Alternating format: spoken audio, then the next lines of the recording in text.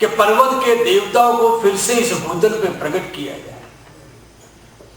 सदु, ये केवल पर्वत का देवता नहीं है, ये तो प्रेम का भी देवता है, ये कृपा का सागर है।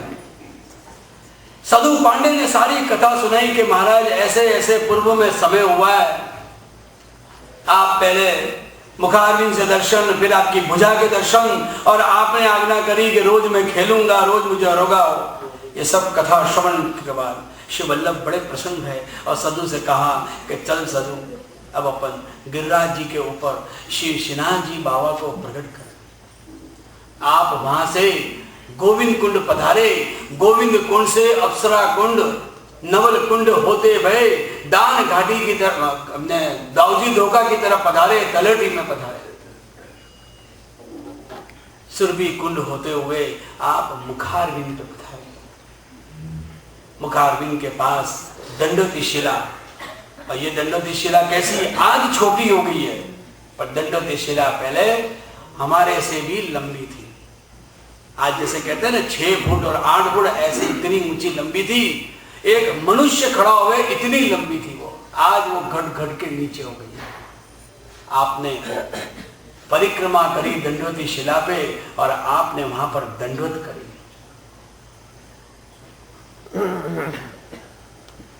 दंडवत करने के बाद श्री गिरिराज जी से विनंती करी, हे हरिदास वर्य, आपकी आज्ञा हो तो मैं आपके ऊपर चरण पधराऊं।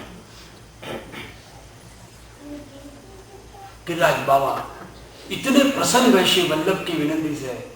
श्री महाप्रभु जी को कहा, हे वल्लभ, मैं तो आपके चरणारविंद की राह ही देखना, मैं चाहूं कि आपके चरणारविंद मेरे हृदय प्रदेश के ऊपर पधारे और आप मेरे हृदय प्रदेश के ऊपर चरण पड़े तो मैं धन्य धन्य बन जाऊंगा। और उसी समय जो आपकी शिलाओं में कठोरता थी, वो कठोरता में कोमलता आ गई। श्री गिरिराज का शैलोश भी करके, श्री गोवर्धन नाथ श्री वल्लभ का स्मरण करके फूल गए सबसे। आज देख लो शिलाएं जितनी भई हैं, श्री गिरिराज जी की फूली हुई आपको लगेंगी। नॉर्मल जो पहाड़ होता है, पर्वत होता है, उस प्रकार का पर्वत नहीं है गिरिराज बाबा का, वो गोवर्धन पर्वत फुला हुआ है, यानी कि एकदम आनंद और पुलकित हो चुका है। क्योंकि आज श्री वल्लभ का और श्रीनाथ जी का मिलन होगा, आज गुरु और गोविंद का मिलन होगा, आज ये स्वामिनी और पुरुषोत्तम का मिलन जो गोलोक में हुआ, वो मिलन फिर से गिरिराज जी के अंदर होगा, गोवर्धन के ऊपर होगा। और वो गोवर्धन के अंदर ही गोलोक धाम की आज भी सतत लीला चल रही है। इसलिए वो मुखारविंद जो है वो गोलोक धाम का द्वार है आपके अंदर प्रवेश होने का।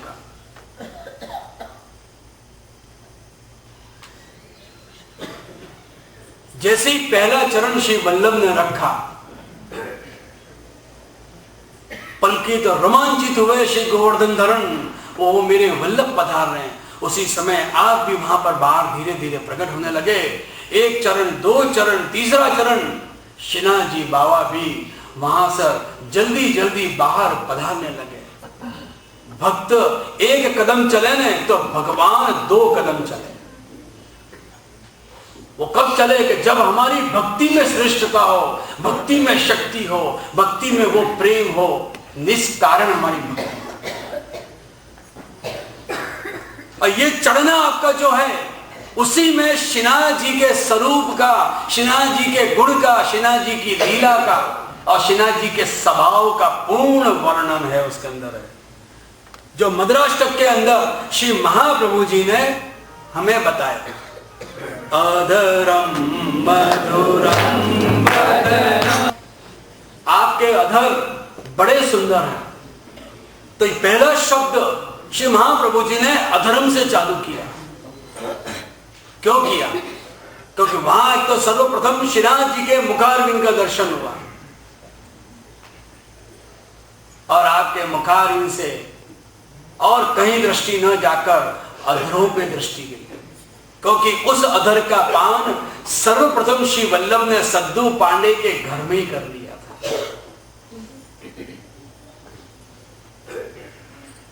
अधरम मधुरम का अर्थ यही है कि श्री श्रीनाथ जी की अधरामत प्राप्त,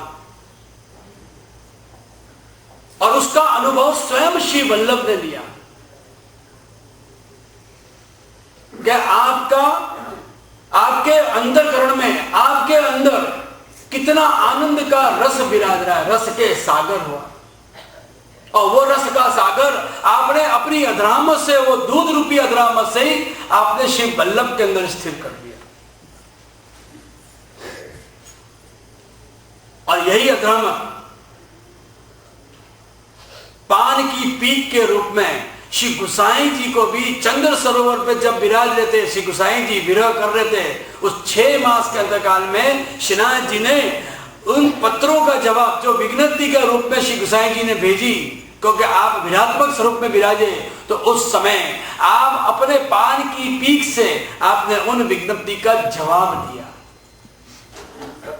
और वो अधरम मधुरम उसका भी अनुभव स्वयं श्री गोसाई जी ने लिया। जो पीक रूपी जो पत्र जितने भी आए, तो श्री गोसाई जी ने क्या किया कि कहीं किसी अन्य व्यक्ति के हाथ में न चले जाएं, लौकिक न चले जाएं, तो वो सारे पीक वाले जितने पत्र थे सब के सब श्री गोसाई जी ने आरोप लिया।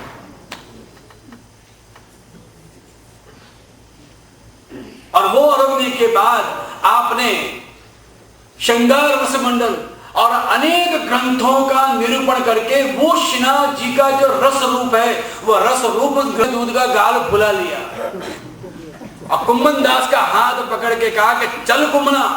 जैसे ही गोपी पकड़ने आई, सारी के सारी जो पीक थी मुखारविंद की दूध की, सब के सब गोपियों के आंखन में डाल दी, दरवाजा खोला और श्रीनाथ जी बाबा और उस समय चतुर्भुज स्वरूप में कुंभन दास को दर्शन